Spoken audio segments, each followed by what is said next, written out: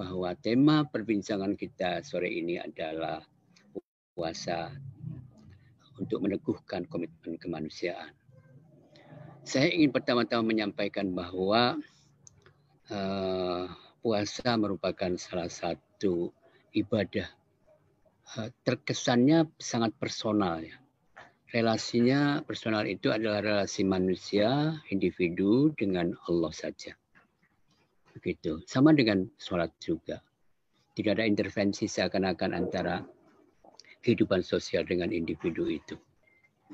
Tetapi saya ingin mengatakan bahwa seluruh bentuk ibadah, baik personal maupun relasi interpersonal atau antarpersonal, itu selalu mengandung dua makna yang simultan, yang saling tidak bisa dipisahkan sesungguhnya. Misalnya begini contoh yang paling gampang, sholat ya. Sholat seakan-akan kita hanya berdiskusi dengan Allah saja. Berdialog dengan Allah saja. Munajat kepada Allah saja. Tapi sesungguhnya dia memiliki makna kemanusiaan yang sangat luar biasa. Misalnya Allahu Akbar.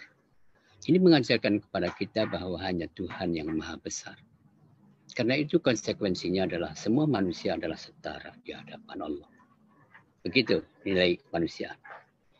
Ketika kita baca Bismillahirrahmanirrahim, maka itu mengajarkan kepada kita takhallaqu bi akhlaqillah.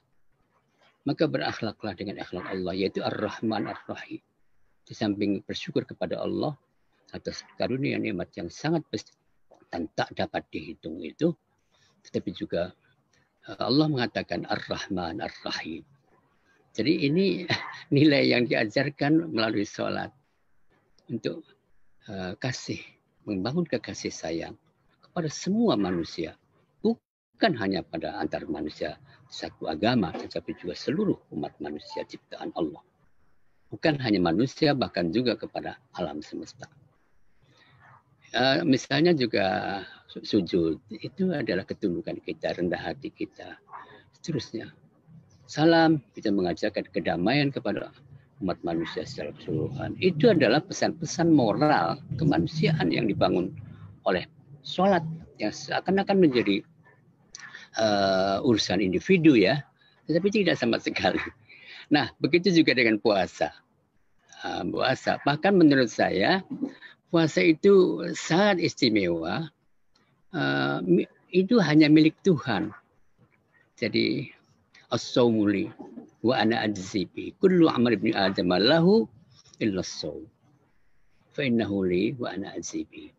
Ini apa makna? Makna dari kata-kata ini yang tidak dimiliki oleh ibadah yang lain.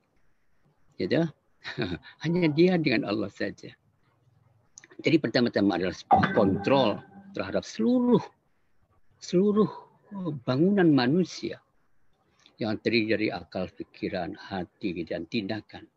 Jadi manusia itu memiliki 3 dimensi, dimensi tindakan, kemudian dimensi pikiran, dimensi hati nurani, dan seterusnya. Ini di dalam puasa mendapatkan kontrol dari Allah Subhanahu wa Ta'ala. Yang tidak dimiliki oleh ibadah-ibadah yang lain, luar biasa. Baik, nah jadi sebetulnya seluruh ibadah yang dalam bentuk apapun, apalagi yang personal ya, terutama yang personal sebetulnya, jangan dianggap sebagai sebuah personal, tapi itu adalah cara Tuhan menyadarkan manusia tentang orang lain, tentang yang lain, gitu. The others. Saya selalu mengingat sebuah pernyataan-pernyataan para ulama besar. Misalnya satu adalah Syekh Izzuddin bin Abdissalam, Sultanul Ulama. Dalam kitab Qawaidul Ahkam fi Masalihil Anam. Itu beliau mengatakan, at-takalifu kulluha raji'atun ila masalihil ibad. Wallahu ghaniyun an ibadatil kulli. La tanfa'uhu ta'atut ta'i'in. Wa la tadurruhu ma'asyatul 'asin. Gitu ya. Hebat sekali ini. seluruh tugas, beban yang dibebankan kepada manusia oleh Allah Subhanahu wa taala. Bisa kewajiban, bisa yang bersifat kewajiban individual, bisa kewajiban sosial dan seterusnya, kehidupan bersama itu sesungguhnya adalah untuk kepentingan manusia. Wallahu ghaniyun an ibadatil kulli. Allah tidak membutuhkan ibadah kalian. Ketaatanmu kepada Allah tidak menjadikan Allah memperoleh manfaat. La tanfa'uhu ta'atut ta'i. Wa la tadurruhu ma'siyatul 'asi. Kalian berdurhaka kepada Allah, tidak menjalankan perintah-perintah Allah, itu tidak akan merugikan Allah sama sekali. Jadi sesungguhnya seluruhnya adalah untuk kepentingan manusia. Kalau kita ingat ya kata-kata Gus Dur ya, Tuhan tidak perlu dibela. Bela apanya gitu. Orang sudah luar biasa yang menciptakan, yang mengatur, yang punya semua yang ada di alam semesta ini semua. Dan manusia ialah yang membutuhkan dia. Tetapi membutuhkan itu juga harus mengikuti apa yang diharapkan oleh Allah sendiri. Dan itu untuk manusia. Oke, satu itu ya. Itu harus menjadi, menurut saya, menjadi cara berpikir, basis berpikir kita di dalam menjalani ajaran-ajaran agama kita. Tidak hanya dalam kaitannya dengan puasa ini, tapi juga dalam seluruh tindakan-tindakan kehidupan kita. Orang lain, kita bersama. Yang lebih tegas lagi dinyatakan oleh Waliullah, siapa namanya? Ibnu Athaillah As-Sakandari.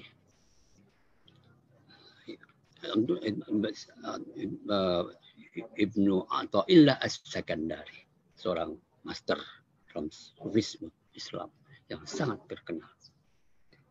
Sama dengan pandangan Syekh Izzuddin bin Abdussalam. La tanfa'uhu ta'atuka wa la tadurruhu ma'siyatuka. Wa innama amaraka bihada wa nahaka an hada lima ya'udu alaika. Lebih tegas ya.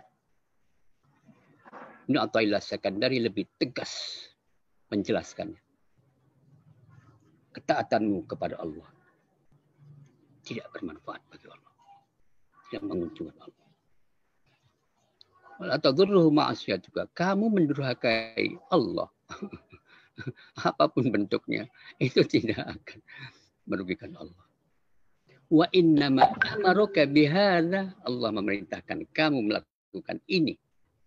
Wa nahaka an hada, dan melarang kamu ini, itu lima ya'udu alaika, hanyalah untuk kamu sendiri. Tuh. Kamu itu bukan hanya kamu pribadi, kamu umat manusia gitu loh. Untuk kepentingan umat manusia secara keseluruhan.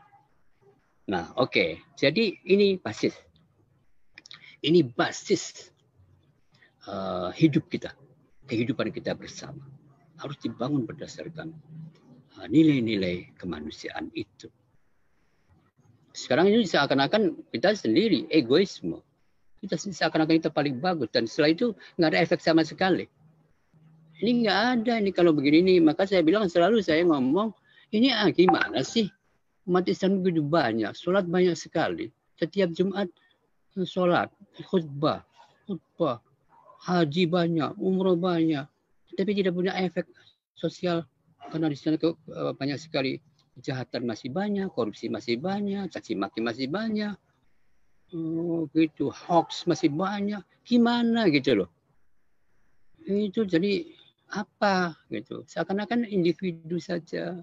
Saya maka minta bicara seperti ini supaya kita saya berharap bisa membagi lah ya, bahwa umat Islam harus bangun untuk membangun kemanusiaan yang setara, yang berkeadilan, yang berkemaslahatan dan seterusnya. Oke. Sekarang kita lihat puasa. Al-Quran sudah menyatakan, ya ayyuhalladzina amanu kutiba alaikumusiyam kama kutiba alal ladzina min qablikum la'allakum tattaqun. La'allakum tattaqun. Ini menjadi catatan yang sangat sentral sekali. Tapi saya ingin mencatat begini ya. Di sana disebutkan kutiba alaikumusiyam kama kutiba alal ladzina min qablikum. Puasa itu dilakukan oleh semua umat manusia beragama apapun. Bahkan sebelumnya. Saya baru saja membaca kitab Nuzhatul Arwah, Rawdatul Afrah. Ya, itu ada Hermes, nah, gitu ya. Hermes itu, Hermesul Romisah, itu apa namanya ya, yang kemudian menjadi hermeneutik gitu loh, basisnya Hermes itu Nabi Idris. Itu beliau mengatakan, saya sudah upload sedikit ya. Idza dakhaltum fis syiyam fatahhiru anfusakum min najsin wa danasin wasumu lillah. Betul. Allah. Bi qulubin khalisah safiyah. Bi qulubin khalisah safiyah mutanazzah min al-afkar as-sayyi'ah wal hawadis al-munkarah. Luar biasa. Satu, wa ma'asiyami afwahikum minal ma'akili wal masyaribi faltasum jawa bihakum. Begitu ya. Minal ma'asimi. Ini Hermes nih, jauh sebelum nabi-nabi apa namanya, Nabi Ibrahim, apalagi Nabi kita, semua agama-agama. Gitu ya. Tapi semua juga bicara tentang takwa Allah. Pengendalian diri dari seluruh potensi kemanusiaan yang ada di dalam setiap diri manusia. Emosi, nafsu, serakahan. Itu harus dikendalikan oleh puasa. Tetapi saya ingin menyampaikan satu uraian yang lebih luas tentang takwa, yang mananya sangat besar, banyak sekali. Jami' kulli khair. At-taqwa huwa jami'u kulli khair. Bahasa yang biasa disampaikan di apa namanya, khutbah Allah dengan menjalankan perintah-perintah Allah dan menjauhi larangan Allah, itu kan. Tetapi apa maknanya semuanya itu? Apa bentuknya? Menjauhi larangan Allah itu apa saja? Menjalankan perintah-perintah Allah itu apa saja? Itu tuh menurut saya tidak, ini karena tidak dijelaskan, hanya ngomong begitu saja. Tapi rinciannya itu seperti apa? Nah, Al-Quran sebetulnya telah menjelaskan uraian tentang takwa itu. Satu, misalnya hanya satu aja dulu ya. Laisal birr an tuwallu wujuhakum qibala al-masyriqi wal maghrib walakinnal birra man amana billahi wal yawmil akhir qamis salat wa itaz wal mufuna bi ahdihim idza ahadu was-sabirina fil ba'sa'i wad dharra'i wa hinal ba's laikumul muttaqun, gitu kan. Jadi di situ jelas sekali albir adalah at-taqwa, itu albir, ya kan. Apa? Jadi di situ ada laisal birra an tuwallu wujuhakum, bukanlah kebaikan itu menghadapkan wajahmu ke arah timur atau ke arah barat. Jadi bukanlah menghadapkan wajahmu ke arah timur dan ke arah barat itu satu kebajikan. Albir, catat kata albir dulu. Tetapi sesungguhnya kebajikan itu, albir itu adalah beriman kepada Allah, hari kemudian, malaikat-malaikat, kitab-kitab, nabi-nabi, dan memberikan harta yang dicintainya kepada kerabatnya. memberikan, coba lihat, memberikan harta yang dicintainya. Sama dalam ayat yang lain, laisal lan tanalul birra hatta tunfiqu mimma tuhibbun. Coba, bagaimana kebaikan itu harus mengorbankan diri untuk orang lain. Harta yang kita cintai, sesuatu yang kita selama ini kita pegang terus, tidak mau dibukakan untuk orang lain. Tapi albir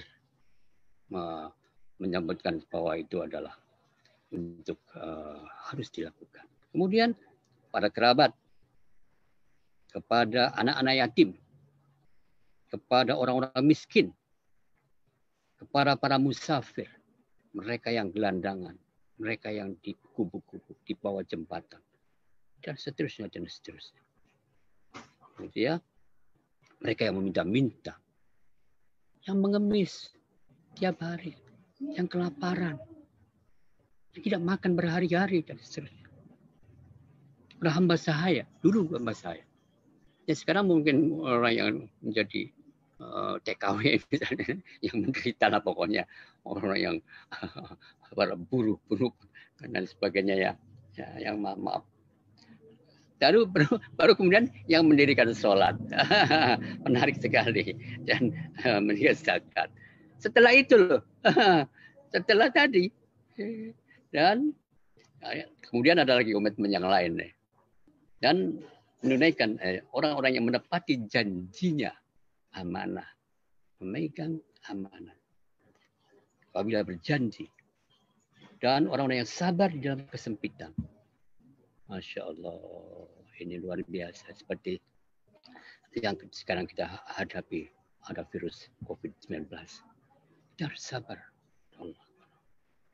Dan dalam kesempitan, dalam penderitaan, dan dalam peperangan, dalam perjuangan, sesungguhnya mereka itulah orang yang benar-benar imannya, dan mereka itulah orang-orang yang bertakwa kepada Allah Subhanahu wa taala. Itulah orang yang bertakwa. Itulah salah satu bentuknya.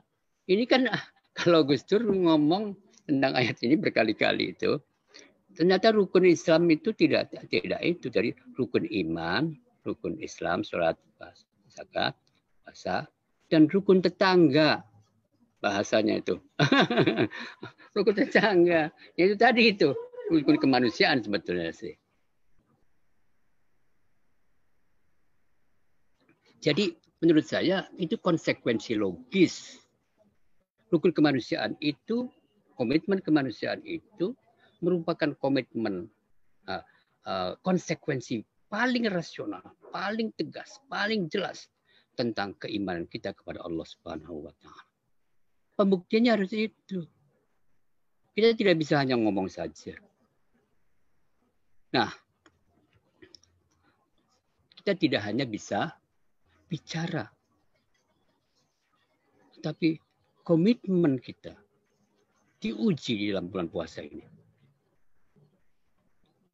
Secara riasan teman-teman sekalian, ini saya mencoba membuka sebuah kamus ya, lughah, al-furuq.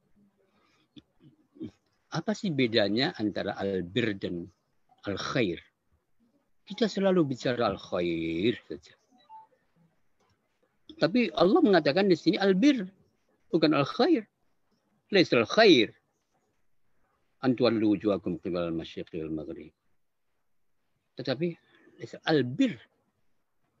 Ini menurut saya perlu maka saya bilang catat, ini kata-kata penting sekali.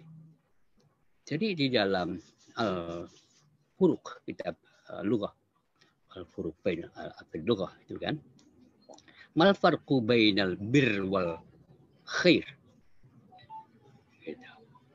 Maka jawabannya memang al-birru annal birra huwal khair al-wasil ilal ghair ma'al qasdi. Gitu. Jadi harus melakukan sesuatu yang progresif, yang menjemput, yang menembus, yang langsung, tidak diam, gitu. Yang apa sih? Ya tadi, yang menyambut gitu, menjemput. Jadi kita harus melakukannya, bukan diam. Berbeda dengan ma'al qasdi ya, sengaja. Wal khair yakunu khairan wa in waqa'a an sahwin. No, kita nggak melakukan, tetapi kita melakukan baik, tidak melakukan kepada orang lain ya. Tidak menjemput orang lain, kita sudah melakukan kebaikan itu khair saja. Universal, memang semuanya bersifat universal. Ini kemanusiaan. Jadi saya mengatakan baik albir maupun al khair itu bermakna kebaikan universal. Nah, gitu. Dan beda antara albir dengan al khair adalah albir itu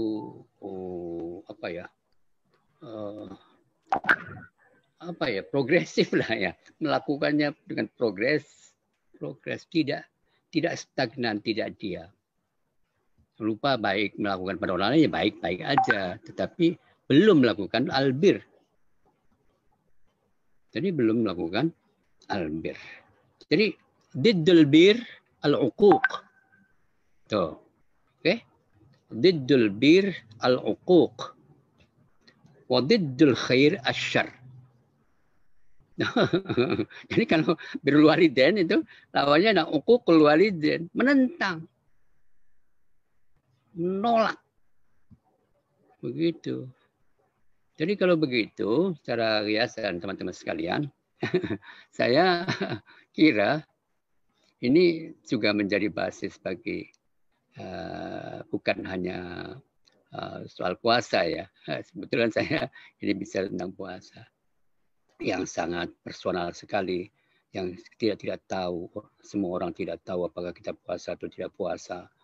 Kita bisa menipu orang juga kalau ternyata kita tidak puasa gitu tuh. Nah, begitu saya kira kita makna dari puasa itu seharusnya merefleksikan komitmen moral kita, refleksi dan progresif. Melakukan, bertindak, tidak diam. Dan itu lebih banyak pada sisi-sisi kemanusiaan tadi. Kalau laisal birru an tuwallu wujuhakum amana billah itu basis ya. Akidah itu basis individu. Yang ini meniscayakan sebuah komitmen pembuktian atas keyakinan kepada Allah, pada hari akhirat, pada kitabullah, pada nabi-nabi. Dan seterusnya itu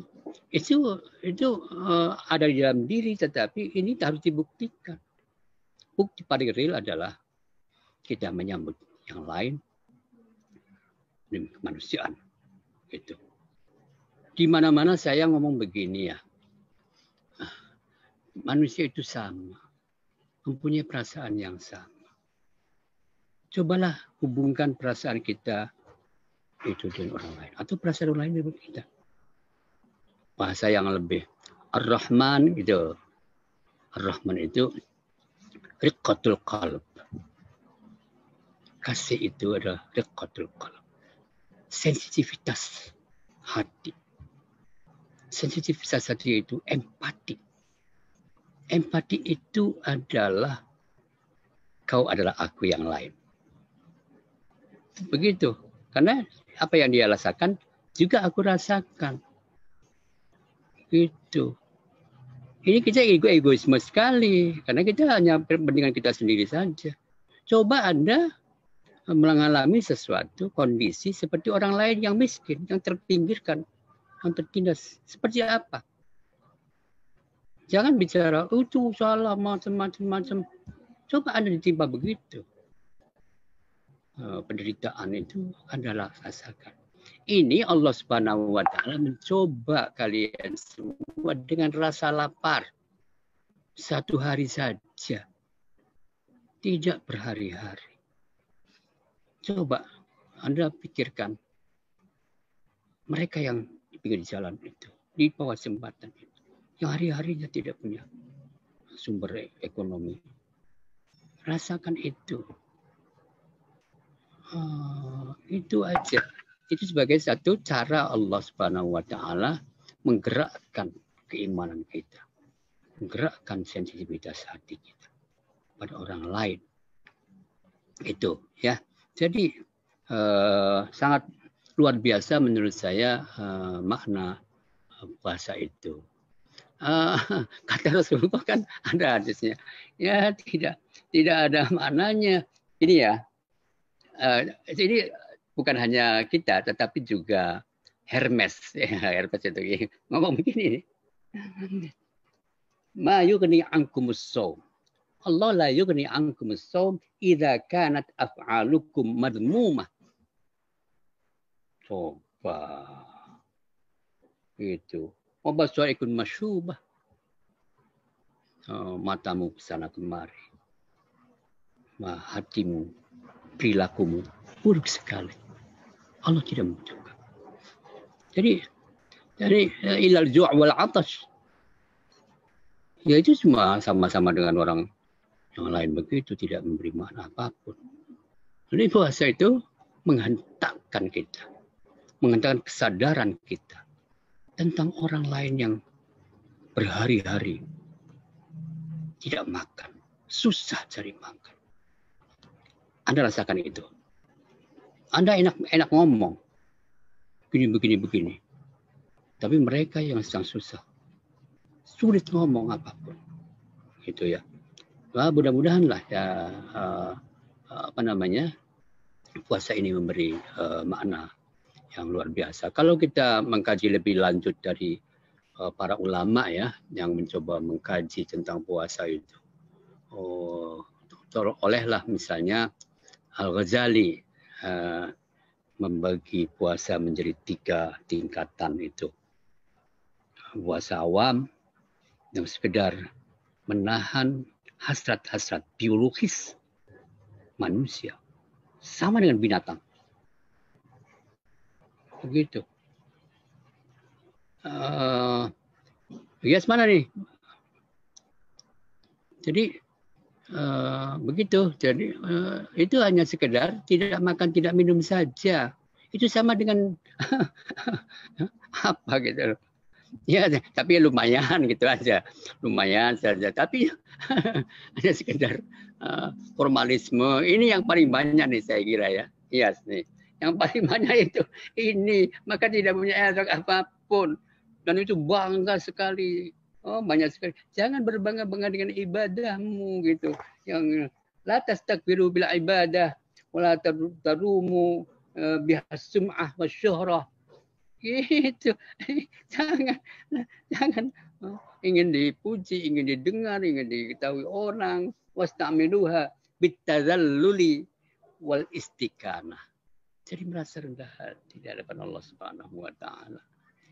Itu jadi kalau tingkatan puasanya yang kata Imam Ghazali awam itu ya begini nih. Basisnya nih tidak makan tidak minum aja. Terus basis yang kedua agak intelektual nih. Intelektual sih puasanya bukan hanya tidak makan, tidak minum, tidak berhubungan siang hari bulan puasa dengan istri gitu ya. Tetapi juga mengendalikan seluruh panca indera kita, seluruh tubuh kita, tubuh luar kita. Gitu, tangannya, ngomongnya, mulutnya, jangan ngomong-ngomong yang jelek gitu. Terus mendengarnya, telinganya jangan mendengar hal yang buruk, matanya jangan lihat yang buruk, yang maksiat dan sebagainya. Itu tingkatan ya khas lah, ya intelektual lah. Intelektual seharusnya begitu. Kalau Anda masih seorang mengaku intelektual, tapi masih hanya tidak makan, tidak minum, belum menjadi seorang intelektual gitu loh. Ngakunya aja sarjana, ngakunya saja doktor, ngakunya saja profesor ya. Tapi tingkatannya sama dengan awam lah dalam soal puasa nih ya. Dan yang paling ekstrim, paling hebat adalah sufi, seorang sufi. Dia melewati itu semua, tidak ini, tidak itu, dan yang lebih hatinya selalu mengingat Allah. Apa makna mengingat Allah? Selalu berallah. Karena dialah yang akan mengontrol, menghitung seluruh perbuatan kita. Allah lah yang akan menghitung, mencatat semua. Wa ana ajzi bihi. Itu Allah Subhanahu wa taala. Akulah yang akan menghitung, membalasnya. Tidak satu, bisa 1000, bisa 1 juta. Ada. Tergantung Anda sendiri. Itu bagi orang-orang yang posisinya hanya karena Allah saja. Ya hitungannya nanti bagi-bagilah. Yang ini dapatnya sekian, ini dapatnya sekian. Ya, itu. Dan tempatnya juga beda-beda nantinya. Tapi yang jelas maunya beriman aja. Jadi begini ya. Ya ayyuhalladzina amanatu, wahai orang yang percaya kepada Allah. Siapa itu dia? Ya semua orang yang percaya kepada Allah. Kita selalu memberi makna orang-orang yang umatnya Nabi Muhammad saja.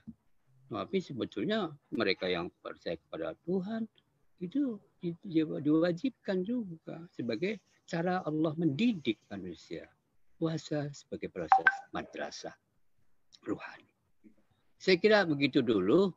Udah berapa nih? 1 jam kurang ya? Belum, masih 40 menit Bu ya. Mungkin mohon izin 20 menit lagi untuk interaksi teman-teman. Oke, silakan. Gitu aja dulu ya. Mudah-mudahan cukup dulu nanti. Silakan. Alhamdulillah.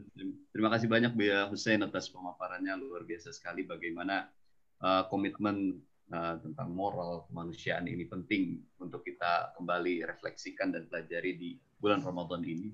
Tadi kita sudah catat beberapa hal bahwa takhallaqu bi akhlaqillah. Bagaimana kita saat ini perlu untuk belajar juga untuk bisa punya akhlak, punya sifat seperti Allah. Bukan berarti menyamakan diri, tapi kita belajar untuk Rahman, Rahim, untuk sama-sama menjadi pemurah, pengasih, dan lain sebagainya. Ya. Dan di bulan Ramadan ini juga penting untuk kita pahami bahwa puasa adalah ibadah satu-satunya yang sama sekali tidak ada hubungan dengan orang lain, itu hanya privat antara kita dengan Allah. Jadi Allah juga yang memberikan secara langsung balasannya tanpa ada patokan satu tertentu. Itu Allah yang punya prerogatif hak untuk memberikan pahala kepada kita semua. Lalu juga tadi terkait komitmen kemanusiaan, bagaimana tentang amanah, bagaimana tentang melakukan kebaikan, perbedaan antara albir wal khair. Ya kan, bahwa albir ini adalah bentuknya progresif. Jadi kebaikan-kebaikan yang sampai kepada orang lain tapi dengan maksud tertentu, dengan tujuan, dengan kesengajaan gitu. Sedangkan al-khair itu tanpa disengaja sekalipun kita sudah baik dan lain sebagainya. Sedangkan albir itulah yang perlu untuk kita kejar. Baik, itu beberapa catatan terkait penyampaian dari Buya. Saat ini ada ada 2 pertanyaan Bu ya. Mungkin nanti saya akan sampaikan satu persatu dulu. Kami persilahkan kepada Kang Khalil ini. Ini Kang Khalil dari Cianjur Bu ya. Alhamdulillah ikut juga bergabung bersama. Cianjur. Jadi tidak hanya yang dari Yordania aja. Silakan Kang Khalil untuk menyampaikan pertanyaannya.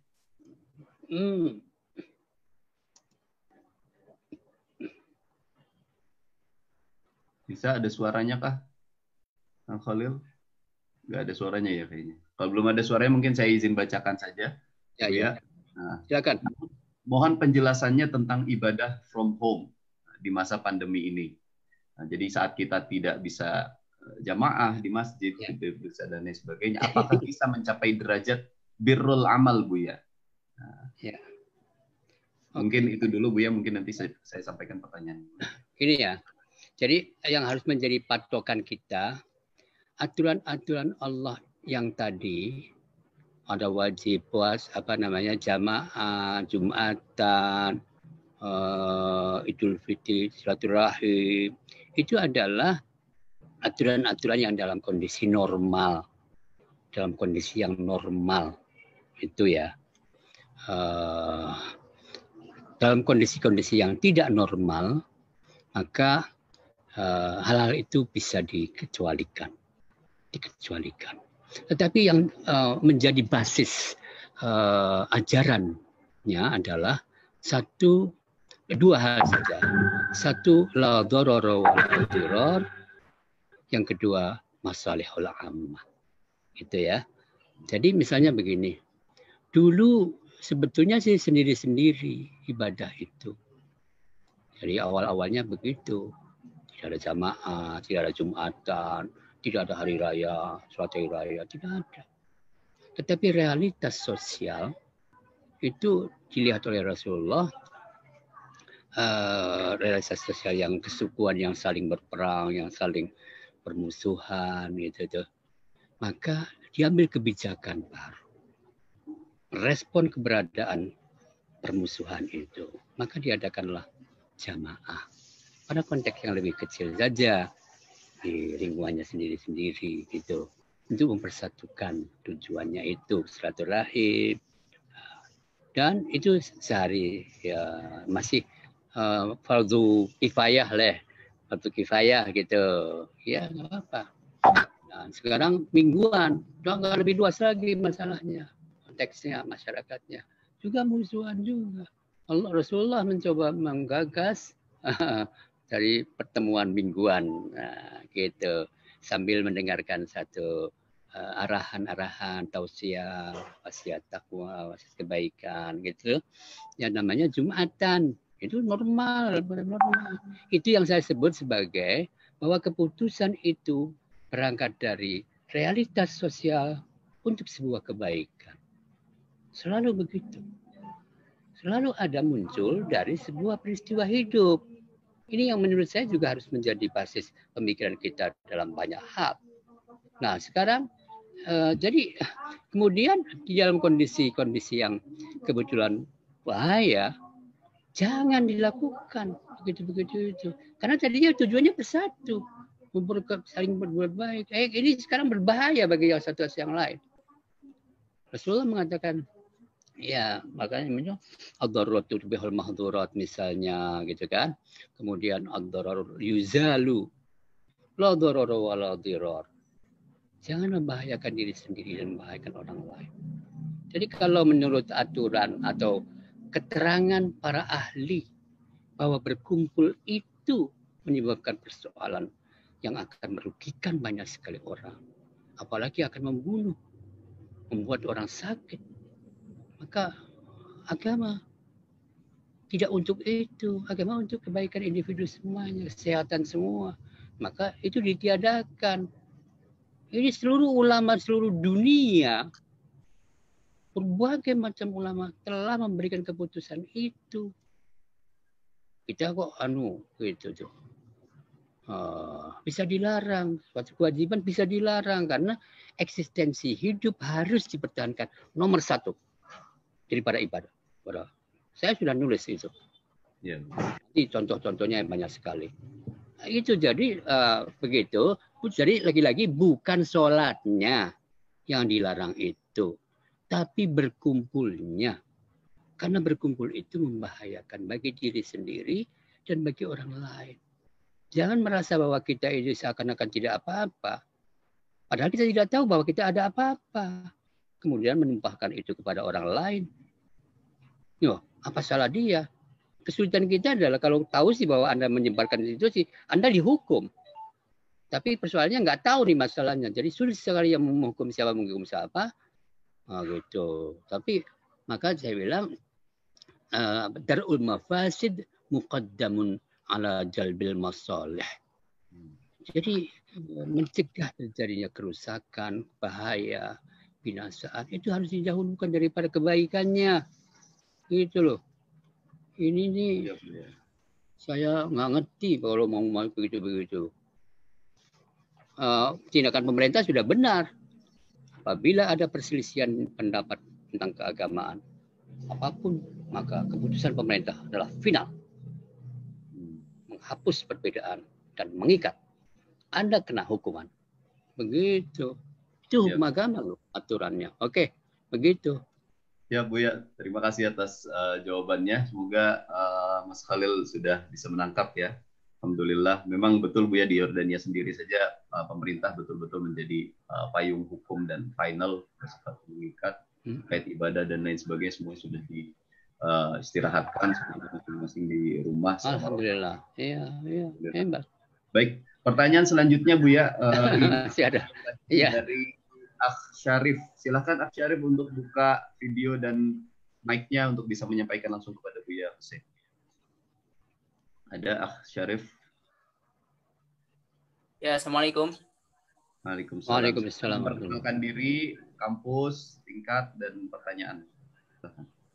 Ya, sebelumnya saya ucapkan terima kasih ke MC dan kepada Buya. Buya, saya Syarif. Syarif. Dari kuliah di Universitas Yordania S2.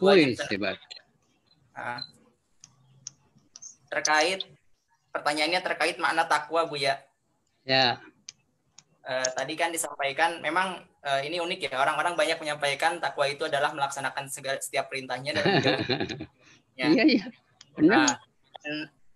Kenapa saya bilang unik? Karena Buya menyampaikan satu definisi yang kebetulan itu baru saya baca sekitar 1 hari yang lalu. Waduh, hebat. Itu saya temukan kalau tidak salah di kitab Al-Hikam. Adul Gumam an Iqadil Himam fi Iqadil Himam. Iya. Syarahnya ya. Di situ saya dapati bahwasanya taqwa huwa jami'u kulli khair wa ziyadah. Apalagi. Yang saya ingin tanyakan adalah maksud dari az-ziyadah di sini. Takwa itu kan kalau kata Buya tadi kumpulan dari setiap kebaikan. Ya. Nah, tapi di syarahnya Al-Hikam ini ada tambahan wa ziyadah. Gitu. Nah, ziyadah di sini maksudnya. Terima kasih. Assalamualaikum warahmatullahi wabarakatuh. Ini sih ngaji kitab namanya. Bukan ngaji puasa ini sih. Oke, nggak apa-apa. Sebetulnya itu hanya contoh ya, bahwa puasa itu harus menghasilkan takwa. Takwa itu begitu albir gitu ya. Ya tentu orang bisa mendefinisikan secara berbeda-beda. Itu misalnya syarah Hikam Iqadul Humam itu memberi tambahan ya, jami' kulli khair wa ziyadah itu kan. Yaitu saya tidak tahu bahwa beliau menambah apa, tetapi dugaan-dugaan saya saja ya, bahwa Hikam ini kan kitab tasawuf ya. Tasawuf itu biasanya melampaui aturan-aturan yang normal biasa. Jadi saya tadi mengatakan tingkatannya ada. Jadi ini kalau Jami'ul Khair ini umum aja, semua umum gitu loh. Seperti tingkatan kedua itu tadi, tingkatan pertama, tingkatan kedua gitu ya. Kebaikan semuanya itu. Yang pertama misalnya puasa awam gitu ya, kata Imam Ghazalinya itu kan, tidak makan, tidak minum terus. Ya baiklah gitu. Nah, tapi ada lagi kebaikannya lagi dalam tingkatan yang kedua, tidak ya puasa mengendalikan mata, telinga, hidung dan sebagainya. Itu baik, semua yang itu lakukan baik. Nah, ini ada yang tambahan lagi nih. Tambahannya bukan hanya itu, tetapi mengingat selain Allah.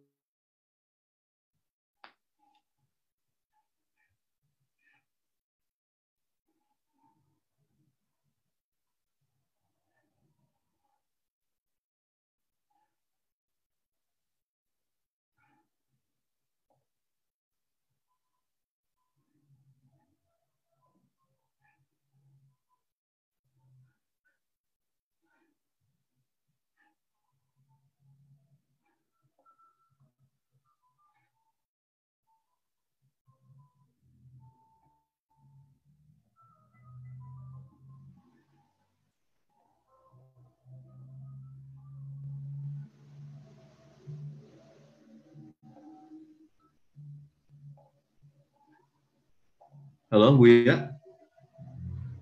Halo. Sebentar. Sepertinya ada kesalahan teknis. Saya cek dulu sebentar ya.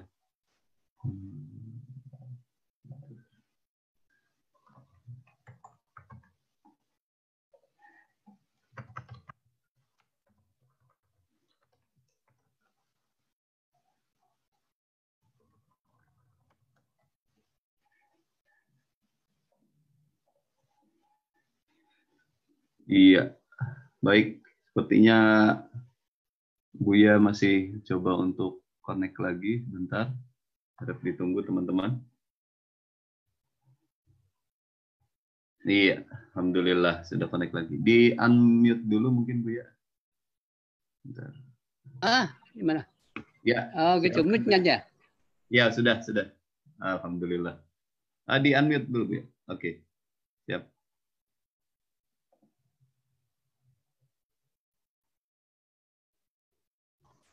Oke, sudah Bu ya. Oke. Ya itu paling tidak ya, dugaan saya begitu karena definisi itu kan dirumuskan oleh orang yang nulisnya gitu. Tapi saya memahaminya dari pernyataan waziyadah jami'u kulli khair waziyadah. Mungkin juga albirrunya itu. Mungkin yang tadi tingkatan yang ketiganya itu puncak dari semuanya itu. Menyatukan diri kepada Allah semuanya itu. Itu mungkin ziyadahnya di situ. Tapi ini tidak dijelaskan ya oleh anunya. Nanti mungkin ya belum waktunya lah dijelaskannya itu. Mungkin. Ya, khadibun nas bi qadri uqulihim aja. Oke. Silakan. Tadi ya. Syarif ya. 5 menit lagi Bu ya, mungkin nanti kita. Berapa? 5 menit lagi mungkin Bu ya ada. Oh ya.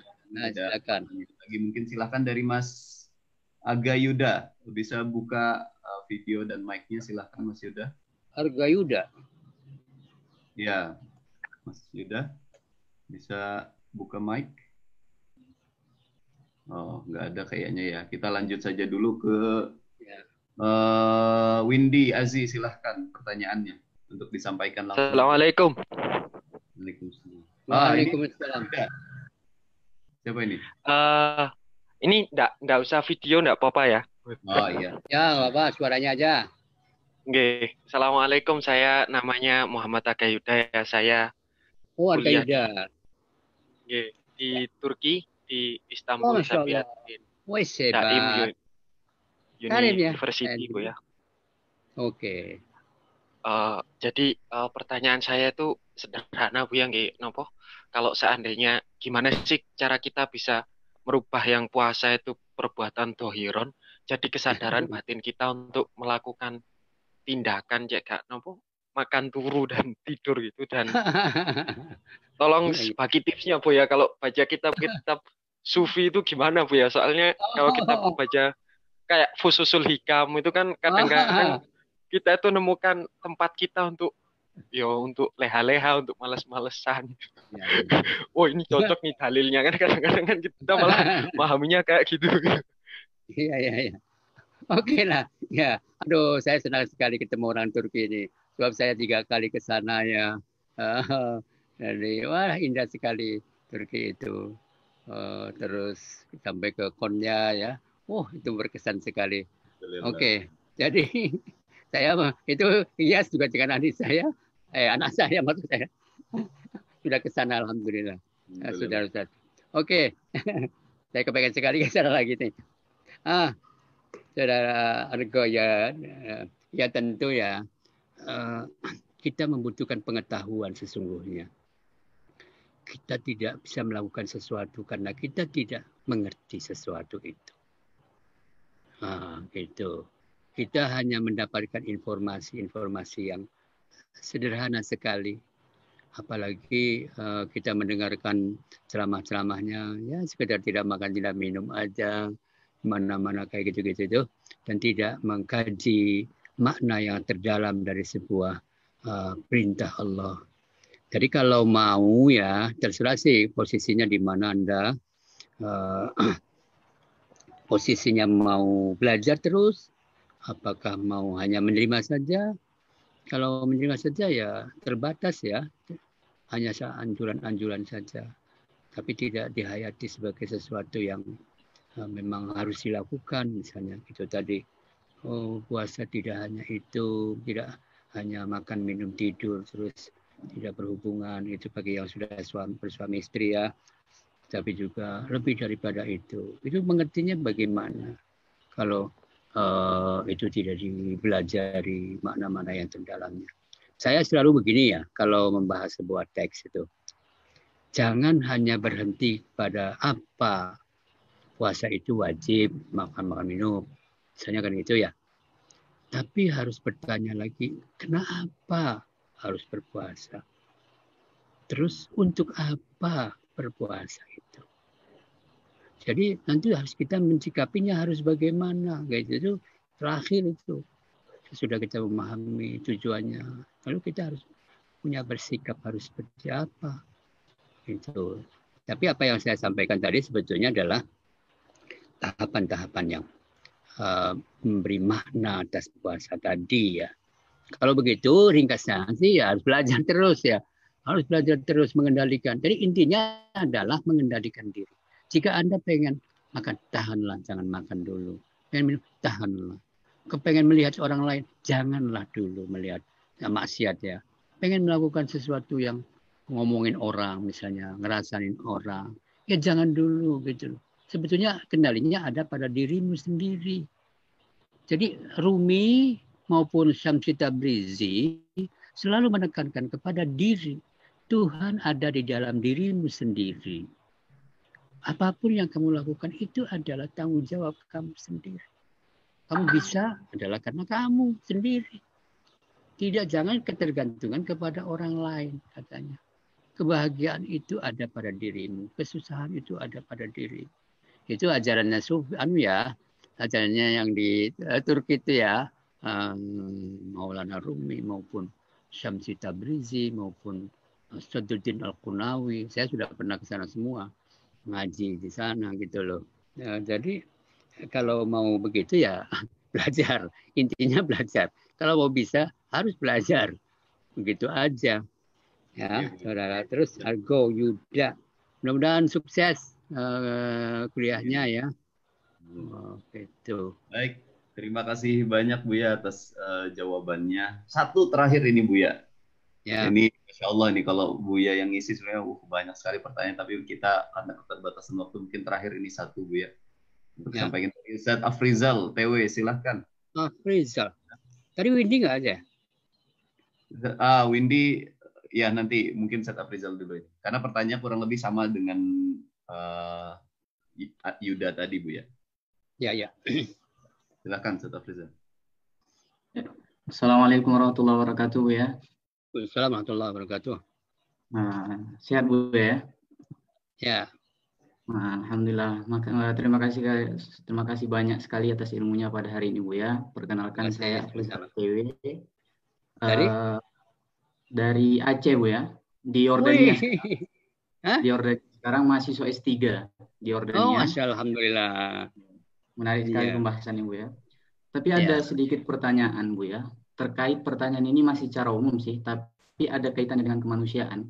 Yang ingin saya tanyakan di sini ketika kaum musyrikin Arab, ya, ketika itu mereka menisbahkan malaikat itu sebagai putri-putrinya Allah. Ya. Sedangkan mereka sendiri ketika istrinya melahirkan anak perempuan, mereka marah, mereka bahkan membunuhnya. Sampai-sampai Allah Subhanahu wa taala katakan tilka idzan qismatun diza. Ini adalah pembagian yang tidak adil kata Allah. Alakumuz dzakar wa lahul unsa. Pantas enggak kamu memiliki anak laki-laki sementara saya adalah anak perempuan yang saya miliki kata Allah kan? Tapi yang ingin saya tanyakan di sini Bu ya, kalau memang itu sebagai penghinaan kepada Allah, rasanya secara kemanusiaan ya, meskipun mereka tidak beriman kepada Allah, mereka percayakan adanya Allah, penghinaan yang enggak masuk di akal manusia Bu ya. Mereka nisbahkan perempuan kepada Allah, misalkan, tapi mereka sendiri nggak mau nerima istri mereka melahirkan anak perempuan. Jadi bagaimana memahami akal kemanusiaan mereka itu, Bu ya? Saya masih bertanya-tanya. Iya. Ya terima begitu kasih. Ya. Jadi begini, selalu akan ada pergulatan antara akal dan nafsu. Gitu. Ketika yang dominan itu adalah nafsu, maka akal tertutup. Kesadaran akan orang lain menjadi tertutup. Itu yang disebut jahiliyah itu. Jahiliyah itu bukan tidak mengerti, tidak membaca, atau tidak bisa menulis. Tetapi dia ketidakmengertian tentang orang lain. gitu. Karena dirinya dipengaruhi sangat luar biasa terhadap emosi-emosi, ingin kekuasaan kayak gitu itu. Jadi begini, kalau boleh saya agak lebih luas lagi, sebetulnya kepada Nabi Muhammad itu mereka percaya, Abu Jahal percaya orang yang bagus, orang yang amanah, Abu Sufyan juga, semua itu. Tetapi begitu Rasulullah menyampaikan tentang keadilan, kesetaraan manusia, mereka marah karena privilasenya terganggu, karena kekuasaannya terganggu. Begitu. Jadi bukan berarti dia tidak tahu, tetapi emosi, kemarahan, kekuasaan, semua itu mendominasi pikirannya, dan karena itu dia akan melakukan sesuatu yang tidak manusiawi. Dia menindas semuanya. Itu menjadi budaya patriarkisme, bahkan misoginisme, kebencian terhadap perempuan itu. Dalam masyarakat Arabia, perempuan itu diposisikan dua. Satu adalah posisi sebagai sumber kenikmatan seksual, gitu, dari laki-laki. Yang kedua adalah sumber kemarahan, gitu. Itu di mana-mana kebudayaan patriarkisme, apalagi Arabia itu misoginisme. Jadi pengakuan sih boleh-boleh saja ya, tetapi tindakannya itu ketika itu sudah dipengaruhi oleh. Karena itu memusuhi Nabi itu bukan karena Nabi tidak benar, bukan karena pernyataan itu tidak benar, tetapi karena pernyataan itu telah mengganggu posisi kekuasaan dia dan sebagainya. Itu harus dipahami semuanya itu. Nabi menawarkan kesetaraan manusia, tidak boleh melakukan kekerasan tindakan. Tapi ditolak semua yang pernah dikatakan oleh Nabi, ditolak semua. Itu biasa di mana-mana juga ketika emosi meledak-ledak, apapun yang kita katakan sebagai kebenaran tidak akan didengar, tidak akan dipedulikan, maka dia malah akan dilawan itu dengan segala macam ngaco gitu, pikirannya tidak konsisten sama sekali.